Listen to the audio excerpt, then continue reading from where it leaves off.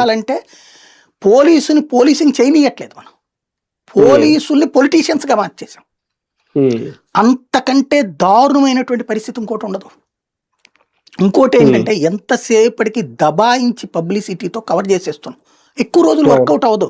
ఇప్పుడు అమరావతి గురించి ఇదివరకు ఉన్న హంగామా ఎలక్షన్స్ తర్వాత అమరావతి జగన్ గనక 3 రాజధానులను అనకపోయి ఉంటే అసలు ఏముండేది కాదు. తర్వాత ఇప్పుడు ఏం చెప్పుకోవడానికి ఏమి ఉండేది కాదు. బేసిక్ వీళ్ళు వచ్చి ఇప్పుడు ఏం చేసినా కూడా ఇంతే ఉండేది. జగన్ 3 రాజధానులు అంటం వల్ల అమరావతికి సెంటిమెంట్ వచ్చింది, లేకపోతే సెంటిమెంట్ ఉండేది కాదు. నెగిటివ్ సెంటిమెంటే ఉండేది. ఇప్పుడు చూడండి 6 రిజర్వాయర్లు కడతారట అమరావతి. రిజర్వాయర్ అంటే ఏంటండి? నీళ్లు నిల్వ చేసే ఒక గుంట, అంతే కదా. ఇప్పుడు మామూలు రిజర్వాయర్లు అంటే నదుల్లో రిజర్వాయర్లు వేరు. నది ఇక్కడ ఈ పరివాహకంలో నువ్వు కడితే ఏమవుతుంది? అక్కడ గుంట కట్టినప్పుడు దాంట్లో నీళ్లు పోస్తావు. అది ఎక్కడి నుంచి వస్తుంది? ఈ కొండవీటి వాగా పాలవాగా నీళ్లు అక్కడికి వస్తాయి. ఒకసారి వచ్చినప్పుడు వర్షాలు వచ్చినప్పుడు అందులోకి వచ్చినాయి, రెండోసారికి వచ్చినాయి, మూడోసారి నిండిపోతుంది కదా.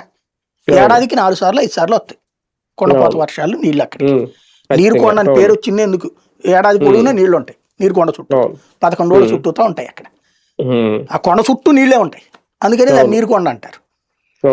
అలాంటి చోట్ల నువ్వు రిజర్వాయర్లు కట్టేసేసి నీళ్లు తోడటానికి 4,000 కోట్లంట అదేదో వేస్తారట మిషనరీ.